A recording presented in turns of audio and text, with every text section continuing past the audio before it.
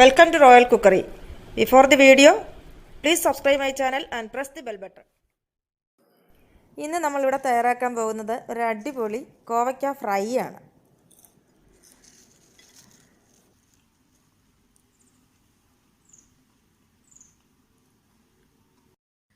ഞാൻ ഇവിടെ ഒരു 3/4 കിലോയോളം കോവയ്ക്ക എടുത്തിട്ടുണ്ട്.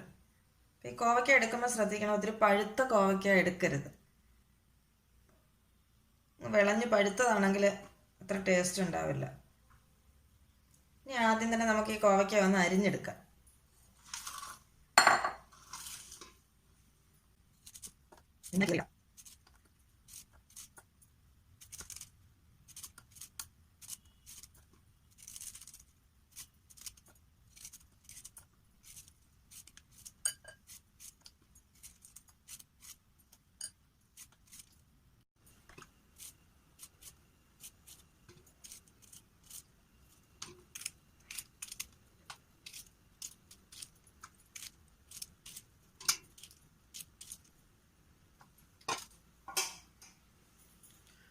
അങ്ങനെ ഫുള്ള് കോവയ്ക്ക നമ്മൾ അരിഞ്ഞെടുത്തിട്ടുണ്ട്.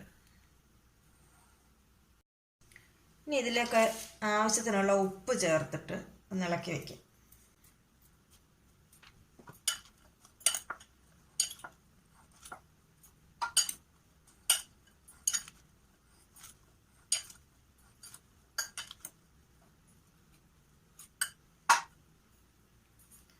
ഇതൊരു 10 മിനിറ്റ് ഒന്ന് അടച്ച് മാറ്റി വയ്ക്കുക. ഇത് കുറച്ച് നേരം ഇരിക്കുമ്പോൾ ഇതിനകത്ത് നിന്ന് കുറച്ച് വെള്ളം അങ്ങോട്ട് ഊറി താഴേക്ക് വരും. അപ്പോൾ ഒരു 10 മിനിറ്റ് നമുക്കൊന്ന് മാറ്റി വെച്ചേക്കാം.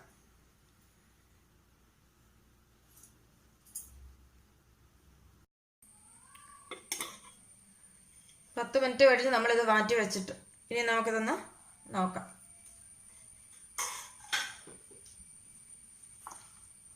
ഇപ്പോൾ ഇതിൽ ആവശ്യത്തിന് ഉപ്പൊക്കെ പിടിച്ചിട്ടുണ്ട്, പക്ഷേ ഇതിനകത്തിൽ വെള്ളം ഇങ്ങനെ ഊറി വന്നിട്ടുണ്ടാവും.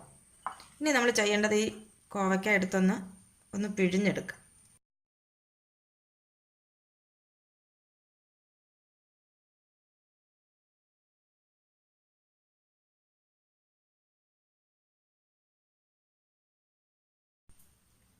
ഇനി ഞാനിവിടെ ഇത്ര ചെറിയ ഉള്ളി എടുത്തിട്ടുണ്ട്. ഇത് നമുക്കൊന്ന് ചതച്ചെടുക്കാം. ആ ഉള്ളി ചതച്ചത് നമുക്കിതിലേക്ക് ചേർത്ത് കൊടുക്കാം.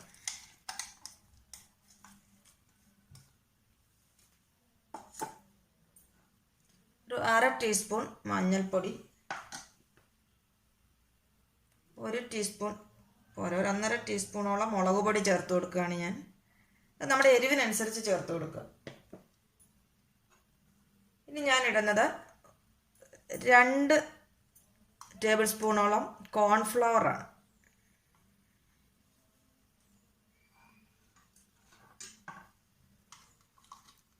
ഇത്രയും ചേർത്തിട്ട് ഇത് നമുക്ക് കൈ കൊണ്ട് തന്നെ നന്നായിട്ടങ്ങ് ഇതിലേക്കങ്ങ് യോജിപ്പിച്ചെടുക്കാം.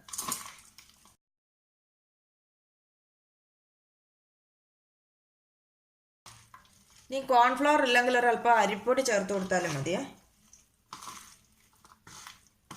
എപ്പോഴും നമ്മൾ കോവയ്ക്ക മെഴുക്ക് പുരട്ടിയല്ലേ ഉപയോഗിക്കാറുള്ളത്. അതിൽ നിന്ന് വ്യത്യസ്തമായിട്ട് ഒരു ടേസ്റ്റും ഉണ്ടാവും. പിന്നെ ഇതിൻ്റെ ഏറ്റവും പ്രത്യേകത എന്ന് പറഞ്ഞാൽ നമ്മൾ മെഴുക്ക് പുരട്ടിക്ക് ഉപയോഗിക്കുന്ന അത്ര എണ്ണ ഇതിൽ പിടിക്കില്ല.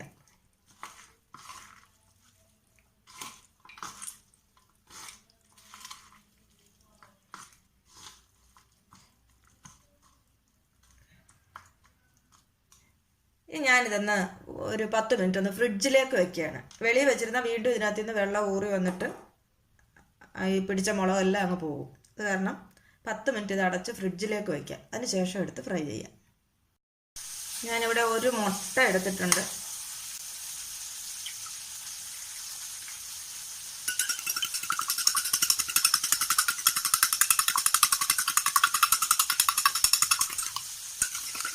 നന്നായിട്ടൊന്ന് ഉടച്ചെടുത്തിട്ടുണ്ട്. 10 മിനിറ്റ് നമ്മൾ ഫ്രിഡ്ജ് വെച്ചിരുന്ന കോവയ്ക്കയാണിത്. ഇനി ഇത് നമുക്ക് വറുത്ത് പോരാം.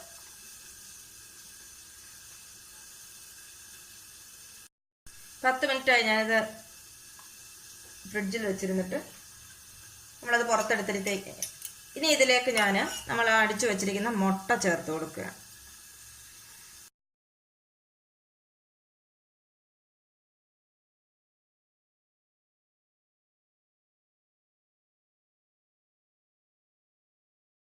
ഇവിടെ ഞാൻ പാനിൽ കുറച്ച് വെളിച്ചെണ്ണ എടുത്തിട്ടുണ്ട്.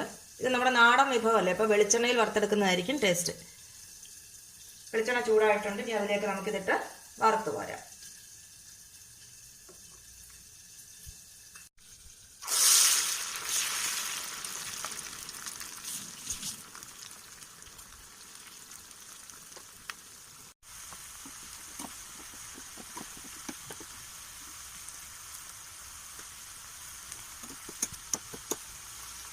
ഇപ്പോൾ ഫ്രൈ ആയിട്ടുണ്ട്.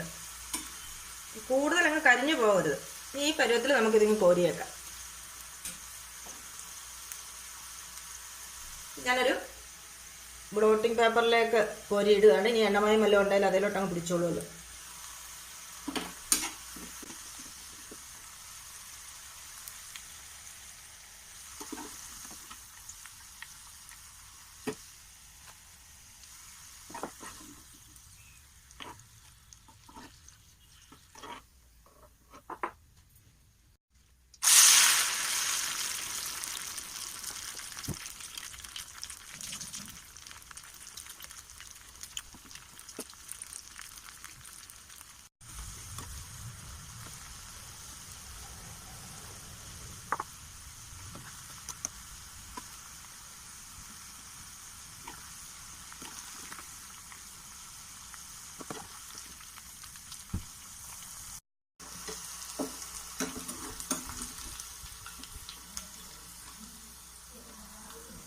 ഇതിപ്പോൾ നമ്മളിങ്ങനെ വെളിച്ചെണ്ണയിൽ വറുത്ത് കോരുന്നതുകൊണ്ട് അധികം വെളിച്ചെണ്ണ കുടിക്കുമെന്നുള്ള പേടിയൊന്നും വേണ്ട. അങ്ങനെ അധികം വെളിച്ചെണ്ണ ഇതിലേക്ക് ആവില്ല.